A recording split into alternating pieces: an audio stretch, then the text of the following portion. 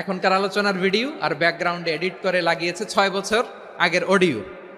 এটারে প্রতারণা বলে, ধোকাবাজি বলে। আর বিশ্বনবী বলেন, মান গশানা ফালাইসা মিন্না, the person who deceives us he is not among us.